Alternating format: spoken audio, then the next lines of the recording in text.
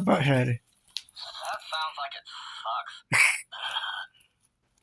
is gonna be cool. It hurts. Ow, ow, ow. Ah! You just can't have one without the other, I decided. Now, Beavis and Butthead is actually a spin-off of Liquid Television, where Frog Baseball, Peace, Love, and Understanding premiered in 1992. Kind of like The Simpsons is actually a spin-off of The Tracy Ullman Show. And I think Beavis and Butthead was the first actual adult cartoon in early 1993. And I've talked about what speculation of their real names. You know, there was Bobby Beavis from Mike Judge's Childhood who wanted their other kids to kick him in the rear. And there's Bobby from King of the Hill, whose real name, of course, is Robert Jeffrey Hill. There have been hints of what their real names are. I think one of him calls himself Joe, the other calls him Butthead. I said in my last video that might have been a hint. That first thing could be Joseph, and they established in the movie that his mom's last name was Beavis, so probably his last name is Beavis, not his first name. So it could be, I think the one I like best is Robert Joel Beavis. It seems like Bobby and / Robert would be his real name, Robert. And the hint at Joe, I thought Robert Joe Beavis. Not Robert Joel Beavis would sound better. And the confusion for the name Travis seems like it should be used for the mystery of their real names. It's like Charlie from Charlie's Angels. You only hear his voice, and you don't see him until the very last episode, I hear. Or it could be Joseph Robert Beavis. That doesn't have as good of a ring to it. So let's say Robert Joel Beavis. And Butthead, I got the theory that his first initials are BT, and by his antisocial, lunkhead, kind of jerky, heavy metal, destructive, sociopathic personality, I think Butthead was a natural nickname. I think BT were his initials, and he's been mistakenly called Bernard and Buford, or we could go Brian or Benjamin. Could say, I think, or Broderick, actually. I think Broderick Travis Head, or maybe Bernard Travis Head is his real name, because the movie Beavis and Butthead to America established that Head is actually his last name. Or he could do more traditional names like Brian or Benjamin, and nicknames like Timothy or Thomas. I would go with Bernard Travis Head. Would be his name revealed. We're gonna score. Okay, that's a perfect segue for this. South Park is a little more vulgar than Beavis, a little more crude, but what I'm starting to speculate is that maybe cartoons that are more overtly vulgar, and when they're vulgar, they try to be shocking, they're actually more lowbrow. Joseph Mazzello, the Jurassic Park kid I talked about, was in the Pacific in Bohemian Rhapsody. Back in 2006, he said he doesn't like South Park. He thought it was poorly written and not very funny. It was way too obvious when they were making fun of people, and he liked The Simpsons a lot. And Beavis and Butthead was more implied more often than South Park. South Park just, when it was crude, it sometimes would just go all out with no censorship. And I think that's more of a sign of lowbrow humor, actually. And as the Nostalgia Critic said in a review of Beavis and Butthead to America, you have to be surprisingly smart to make dumb funny. I'd like to order a butt. That made me just laugh out loud because of just how stupid it is. How we got so amused by it. And in the episode, there was one where they worked for tech support in season 8. Some people say that's not canon, but I like to think it is. Because, in the original timeline, in the first season, they would have been born in 77, 78. But then for almost 5 years when the show went on. It just, their ages never changed. So when it came in 2011, we can say that their ages still never changed, and that the events of Do the Universe that threw them through the wormhole of the future hadn't happened yet. But there's one episode where they mistakenly end up at tech support, and Beavis just imitates the guy who's like, I understand your frustration. How's the weather in Biloxi? And he goes, I understand your frustration. That's what he says when someone just says they want to know how to turn autocomplete off. But I think the punchline there is when he's like, how's the weather in Biloxi? And she's like, how the beep should I know? I live in Cleveland. Now, if you want to, I find that funny. Cleveland is right here, and Biloxi is way down there. It's a tourist city with casinos right on the beach in Mississippi. And I think some of the episodes that they call non-canon, I actually thought they were canon. The show wasn't quite a slice of life. It had some, surreal stuff in it. And like episodes like Bunghole, Lord of the Harvest, or Cow Tipping, where they're supposedly killed, I think, and Beavis became a zombie. I just think by the next episode, he came back from the dead and started over again. And when you're a zombie, you can't really be held accountable for what you do, because it's not like your soul goes with you in those fictional scenarios.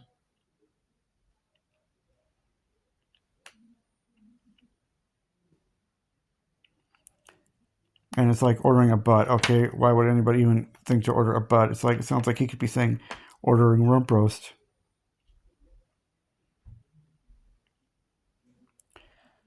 Now, I actually knew about Mike Judge from King of the Hill before Beavis and Butthead. And around that time, soon I found out about that he did Beavis and Butthead. But we got my brother talking interactive Simpsons dolls of Bart and Homer for Christmas in 2000, and I was like, what if they made King of the Hill dolls? My mom was like, yeah, I'd get the guy with that southern accent. I don't know which one she was referring to, but now that I asked her, I'm like, so would you get King of the Hill dolls if they had them? And she's like, no, I don't like King of the Hill. It's like, oh, it's pretty rude. She's like, pretty rude? It's way rude. I was kind of a fan of it, and was kind of a fan of Beavis and Butthead, I think, but I'd only seen it once at the time. And I think King of the Hill has been called Mike Judge's more mature cartoon after the more crass and oftentimes stupid Beavis and Butthead. I think it's that way with American Dad is Seth MacFarlane's King of the Hill, I think. That's a show of his I don't mind. Not a big fan, though. The satire there could be making fun of the ideal form of masculinity that might have been 50 years ago.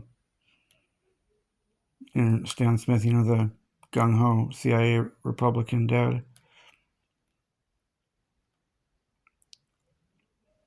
And Steve, his teenage son, Adam Goldberg, reminded me of him in the Goldbergs right when his voice deepened. And I'm going to say their house is kind of a mystery. It's like we see their house, but it's called Beavis's house. Where's Butthead's house? And we don't see the rest of their house that often, or details of the room that often.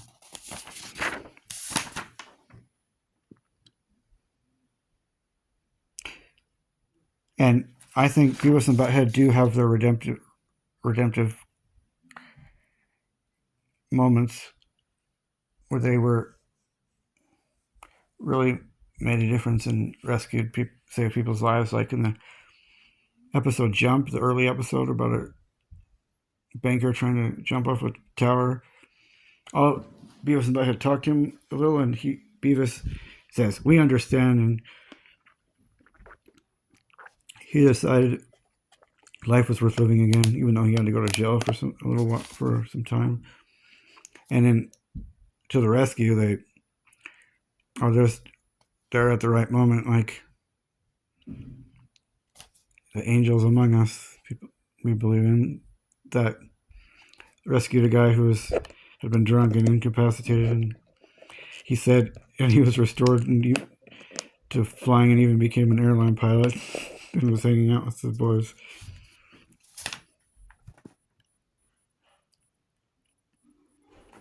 Okay, it looks like this video is going to take quite a while too. I'll go through the characters. Oh, that's funny. That's where they're watching a music video in the new revival, and he's like, "Good morning, Grayson," mocking a YouTube farm video on farm animals.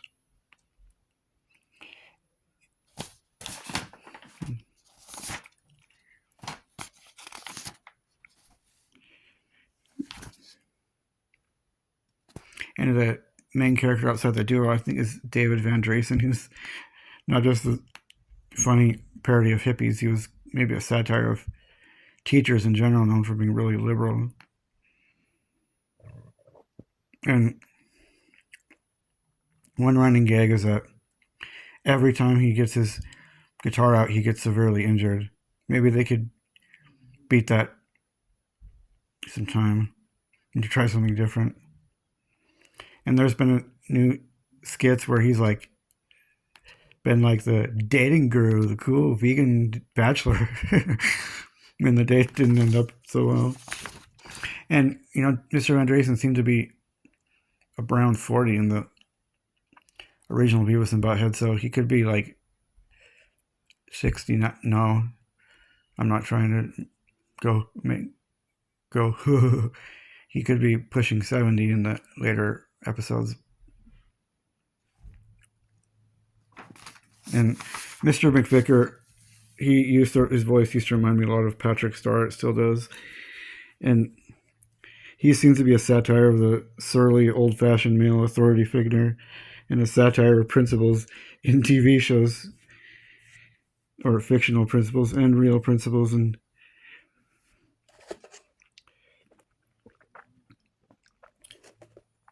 to be shaking all the time and his voice trembling all the time, and being a heavily medicated alcoholic. I think he had mental health issues before Beavis and Butthead came into his life. He was missing from the reboot. I don't know why. I mean, the revival. You know, the original run of Beavis and Butthead was kind of like the Brady Bunch. It lasted like 4.5 years, and I asked my mom why she thought it ended. Didn't last as long as I thought it would. I did, and she's like, it outgrew itself. Well, Mike Judge was burned out from this one, and the Beavis and Butthead Are Dead episode was largely flashbacks, and it seemed like a weak end to the finale, but that's because I think it was just not a really planned out conclusion to the entire story, but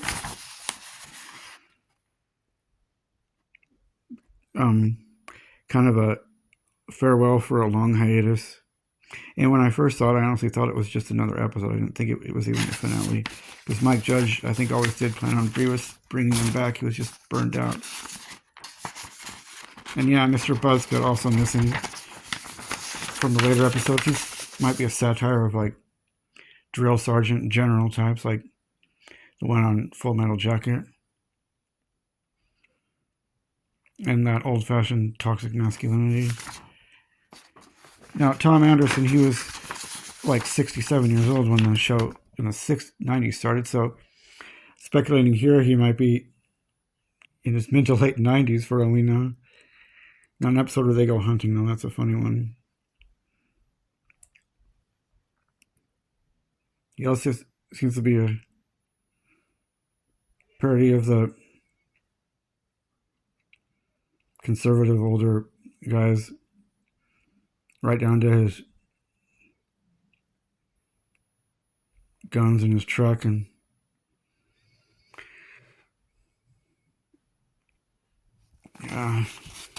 he's oftentimes the butt of the big victim of Beavis and Butthead, and I think he's one of the funnier characters.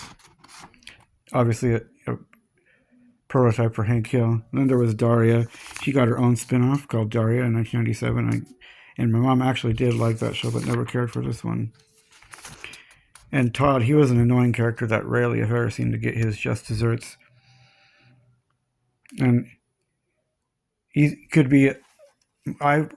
It says in these pages when Mike Judge was pissed off about something particular, he skewered it on his own medium called Beavis and Butthead.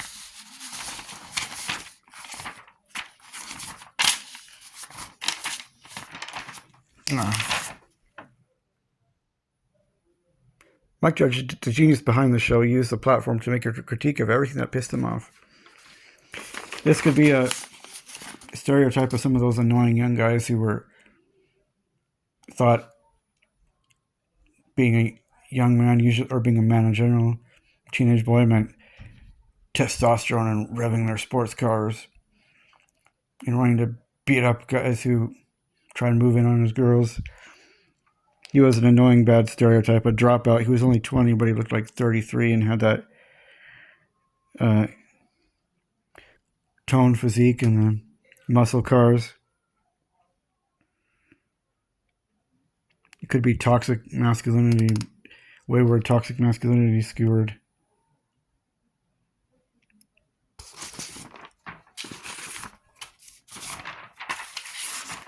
Children of the earth rejoice each new day.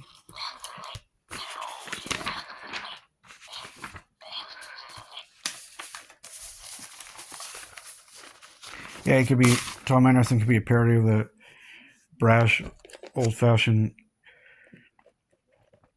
Texas or Montana rural type of dude. That no-nonsense time who...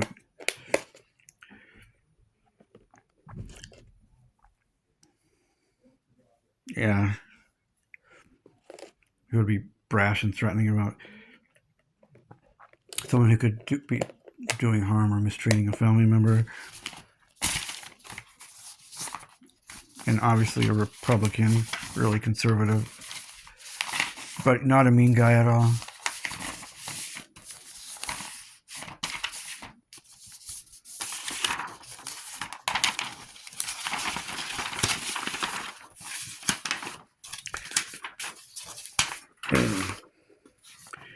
Good morning, Grayson.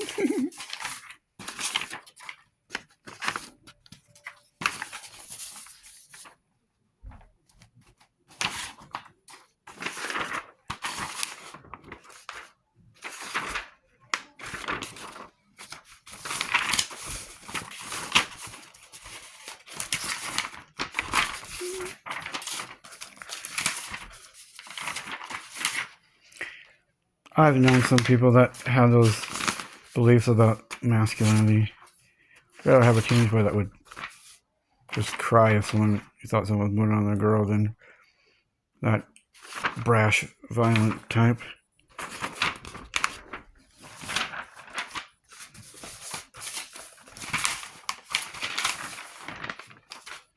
Yep, I'm definitely part of the more sensitive people that hold the sensitive modern ideals. I'm probably I've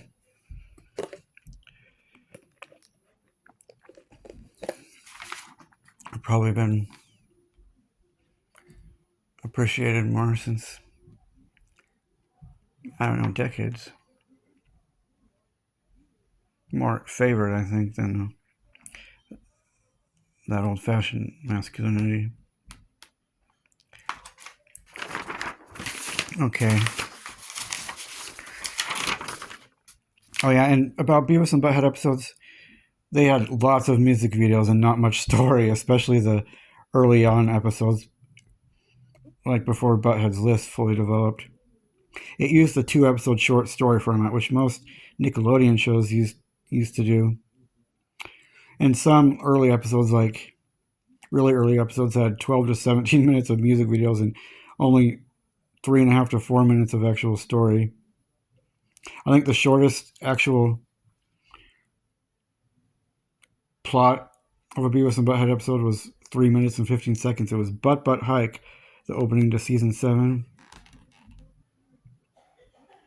And one could say that it was MTV. It was kind of made to fit that format,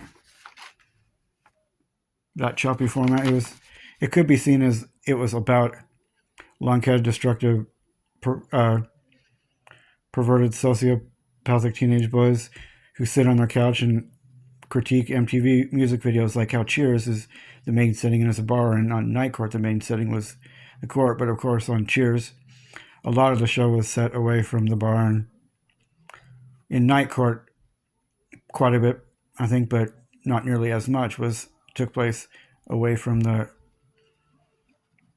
court room and the offices,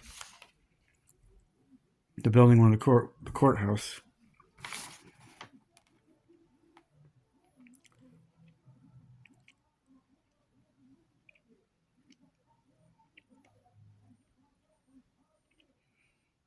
Oh, and for the later revival, I'll show you a picture that's actually from the revival.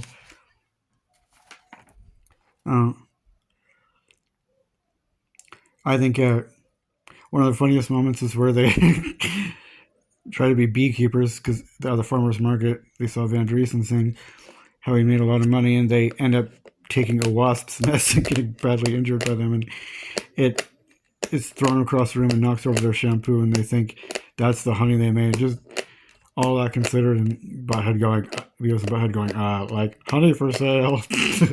This is a knee slapper. In the dangerous game where they try to stay awake and put the other's hand in the bowl of water to make them pee their pants, which was also followed by, I think, a pretty good, yeah, one of the better episodes where they decide to dig dinosaur bones, and they think a bunch of chewed up old bones from a dog are dinosaur bones, and they erect their own Tyrannosaurus Rex, and people stop and they make their own little museum with T-shirts and stuff.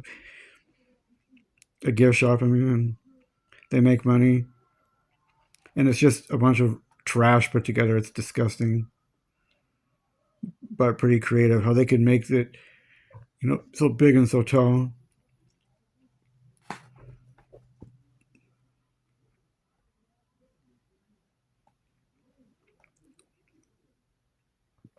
And in that, one of those, I think in the Most Dangerous Game, one of the really satirical, funny music videos is about sword choppers, and they're like, "Do you have to be good grades to be a sword chopper?" No, he looks pretty stupid, and they're like talking about how their son was a disgrace to the family.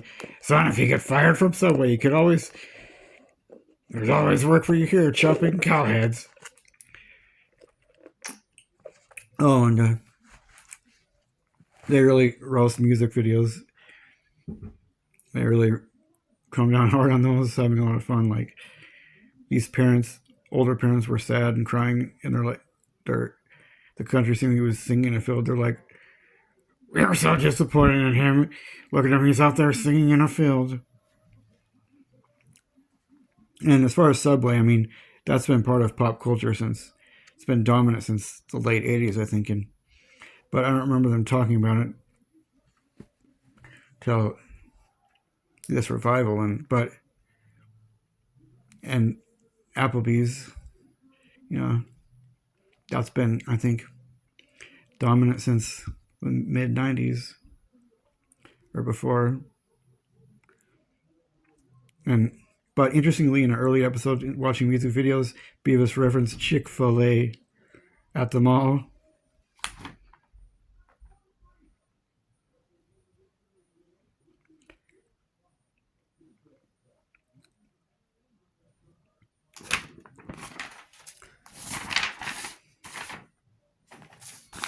And I think one of the funniest transformations is Nice Butthead. When he takes too much of that medicine because it tastes like grape, he gets really high and not only acts nice, but he seems to be much more intelligent and not so crude. But occasionally does a I think that should be the Cornholio character that comes periodically. Okay, like and subscribe.